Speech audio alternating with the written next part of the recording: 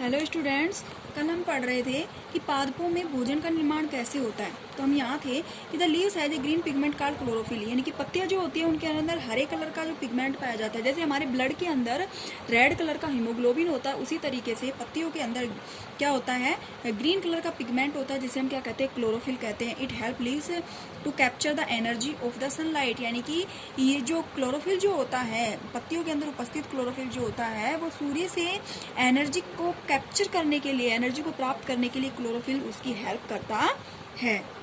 This energy is use to synthesis food from carbon dioxide and water. इस energy का उपयोग synthesis में, यानी कि संश्लेषण में, भोजन के निर्माण में किया जाता है कार्बन डाइऑक्साइड और जल की उपस्थिति में। जल की उपस्थिति और कार्बन डाइऑक्साइड की उपस्थिति में एनर्जी का जो उपयोग है, सूर्य से प्राप्त होने वाली एनर्जी का उपयोग सिंथेसिस में, यानी कि भोजन को प्रिपेयर बनाने में, भोजन को बनाने में किया जाता है। Since the synthesis of food occur in the presence of sunlight is called photosynthesis, यानी कि हम कह सकते हैं कि पादपों में पोषण बनाने की क्रिया अगर सूर्य की उपस्थिति में होती है तो उसे हम फोटोसिंथेसिस कहते हैं।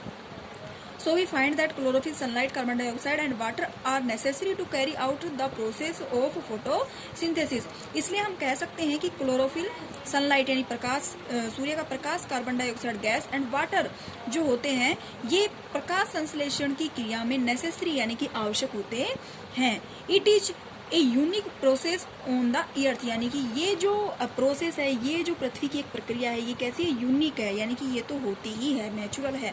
The solar energy is captured by the leaves and stored in the plant in the form of food, यानी कि सूर्य की ऊर्जा को कैप्चर करके, प्राप्त करके जो पत्तियां होती हैं, वो पादप के अंदर भोजन को स्टोर करने का कार्य करती हैं। The sun is the ultimate sources of energy for all living organism, यानी कि हम कह सकते हैं कि सूर्य जो होता है वो सजीवों के लिए एनर्जी प्राप्त करने का अल्टीमेट सोर्सेज होता है, यानी कि स्वतः ही ऊर्जा देने वाला एक स्रोत होता है।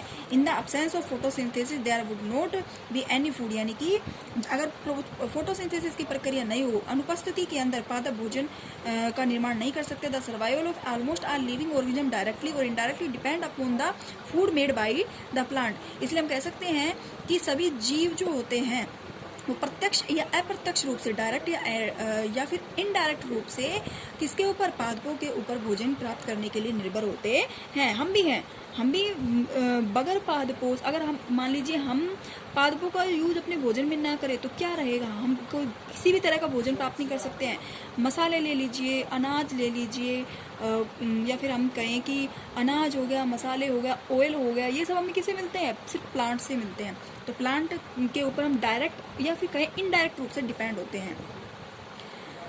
इन this absence of photosynthesis life would be impossible on the earth, यानी कि हम कह सकते हैं basic oxygen which is the essential for survival of our organism is produced during photosynthesis. हम कह सकते हैं कि जो फोटोसिंथेसिस की क्रिया है वो ऑक्सीजन, यानी कि ऑक्सीजन प्राप्त करने के लिए भी फोटोसिंथेसिस की क्रिया बहुत आवश्यक होती है। पृथ्वी पर रहने के लिए सभी जीवों को प्रकाश संश्लेषण की आवश्यकता होती है, क्योंकि प्रकाश संश्लेषण की क्रिया के द्वारा भोजन पादपों को मिलता है, और भोजन, जब पादपों को भोजन मिलेगा तो ही हमें पादपों से भोजन मिलेगा और ऑक्सीजन गैस मिलती है।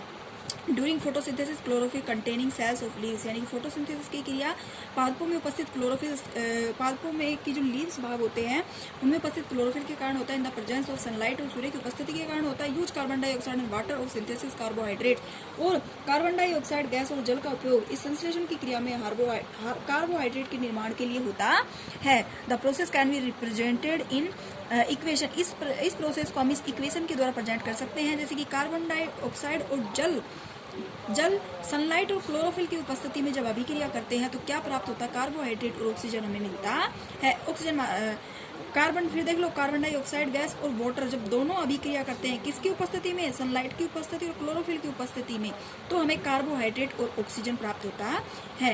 During the process oxygen is release, यानी इस प्रक्रिया के अंदर ऑक्सीजन गैस रिलीज होती है। This presence of starch in leaves indicators of the occurrence of photosynthesis. Starch is also a carbohydrate, यानी कि हम कह सकते हैं कि पत्तियों के अंदर जो होता है स्टार्च उपस्थित होता है, और starch is also carbohydrate. Starch से फिर कार्बोहाइड्रेट से स्टार्च है, स्टार्च से कार्बोहाइड्रेट परिवर्तित होता है।